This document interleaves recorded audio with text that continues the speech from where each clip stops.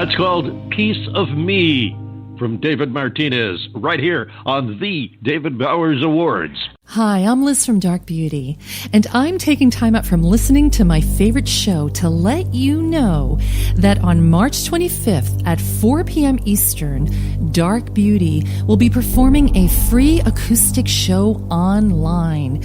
That's right, mark your calendars and tune in from wherever you are, Sunday, March 25th at 4 p.m. Eastern. Get a preview from our upcoming album as the story of the Dark Angel continues. Tune in as we tell behind-the-scenes stories and chat with us live. So please join us Sunday, March 25th. That's at 4 p.m. Eastern. For more information, head over to darkbeautymusic.com. That's darkbeautymusic.com. See you there. And now, back to the show. And thank you very much. Previous, the David Bowers Award winner, Dark Beauty. And we're back on the show with David Martinez in Austin, Texas for South by Southwest. David, a subject I wanted to chat with you about back at the beginning of South by Southwest, or even before it actually got underway, there was a good deal of controversy about the immigration situation. They had contracts that said that the Fest, quote, will notify the appropriate U.S. immigration authorities, end quote, about artists who could, as they put it, adversely affect the viability of their official South by Southwest showcase. Now, they got a lot of flack, I understand, from that, and they changed the clause in the contract to read, an artist seeking to enter the United States to perform at South by Southwest is solely responsible for obtaining any applicable visas and complying with all pertinent immigration rules. To secure artist spot on South by Southwest Music, artist agrees to notify South by Southwest about how the artist intends to enter the U.S. and what type of visa, or if using the visa waiver program, by a certain date. Now, there's been a lot of talk about immigration problems, and as I said, this stirred up kind of a little bit of a hornet's nest in the music industry. What did you hear or observe, if anything, as a reaction to this from your actually being there? Did you hear anything about this other than the fact that I'm sure you were aware of it? I didn't hear anything about this, but I think as far as what they're talking about, I think that applies to any country you go to. I mean, I have friends who you go to England, you go to Australia, and they're very stringent on their immigration, on how they let people how they regulate it, you know. So, right. I mean, I when I hear that, I mean, it's not. I mean, you do have to have. I mean, if I went to Mexico right now with no papers, you know, I'd be in a lot of trouble, you know. Yeah, you know, probably wouldn't be coming back right away. No. So it's like, I mean, I always hear people say, you know, I always hear people say, well, that's racist and blah, blah, blah. And I said, well, you know, go to any other country and see what their stand. I mean, you have to have the proper visa if you're going to make money in another country. You know what I mean? You can't just go over there and say, I'm going to play a show. I mean, it's not like doing it here. You can go wherever you want and set your contract up with whatever vendor, whatever talent buyer you're going to use. And you don't have to worry about that. But you know, when you go to another country, I mean, I don't see why people make a big deal out of it, because if they were to go play in Europe or Australia or even in Asia, they have to have the proper documentation and identification and all that. I mean, it's just a legality thing, because you know there's a lot of bands that come from all over the country. I remember one time I was hanging out with a Korean punk rock band, and they were cool as heck. I never asked them about if they met the requirements, but you know, that's just part of the way it goes, and it's not, you know, I don't see what the flack is, because if you do it in all other countries do it. They're very strict on their exactly. Exactly, and it comes down to the fact that you have to have guidelines, and guidelines in a situation like this turn out to be rules or laws. And when you stop to think, I constantly hear people coming back and saying, well, America is a nation of immigrants. And I can only answer that by saying, yes, that's right. It is a nation of immigrants, of legal immigrants, and it is also a nation of law. And if you don't have law, exactly, you have anarchy. Yeah, I have to agree. Well, I mean, this is what I tell people. This is kind of the craziest thing. They say, well, you're Mexican. I'm like, I am? I said, because I am of Mexican descent. I said, well, last time I checked, I was born in the United States. I go, well, I'm American. And, a lot of Hispanics are not for illegal immigration from Mexico. But the media misconstrues that so much. Oh, true. And it's like, and I tell people, I go, well, you just want people to come in. Why don't you just let them stay at your house? Oh, no way. And it's like, well, just let them stay at your house. It's like, hey, just let people stay at my house.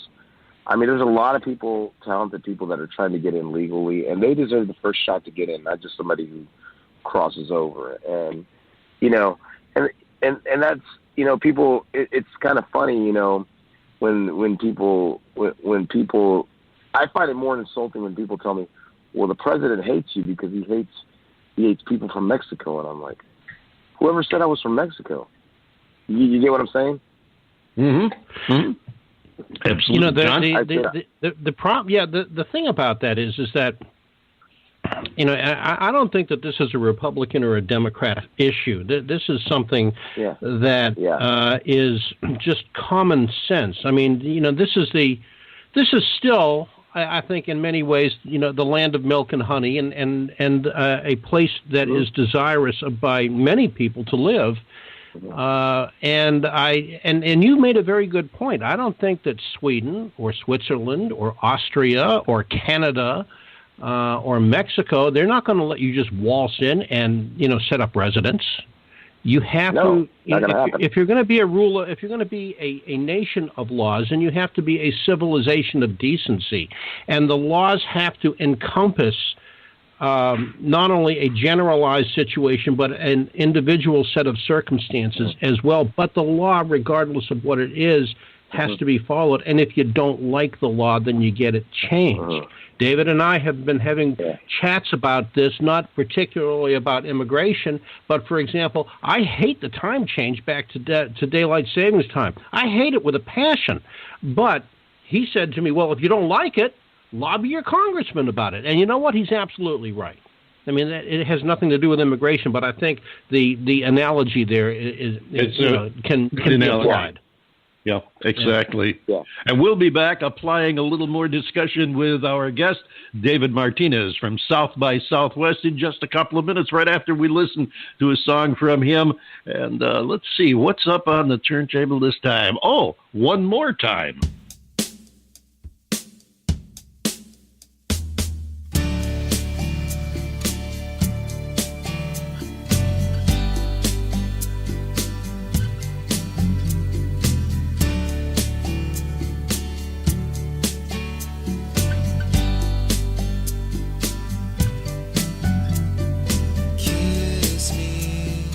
One more time before I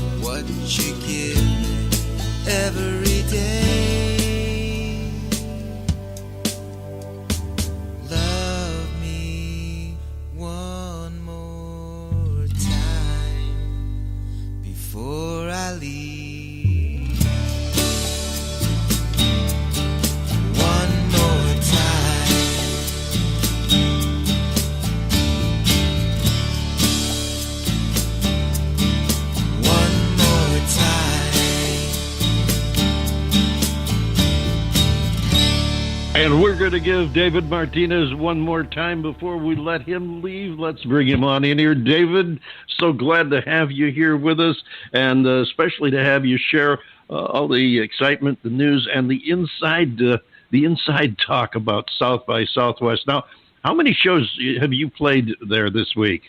Couple. Just Texas Indie Fest. And I did the Grammy party. I didn't play the Grammy party, but I went to the Grammy party too. So we're just out here having some fun, and you know how it goes. That's good. You weren't overbooked, so you weren't. You didn't get to miss a lot. I've done it in the past where I've done 5 or 6 shows in like 2 or 3 days. I did 3 shows in less than 24 hours. I've done that. Ouch. I've done that, and I like doing the shows. It's hard getting around though, especially having equipment and all that. One of the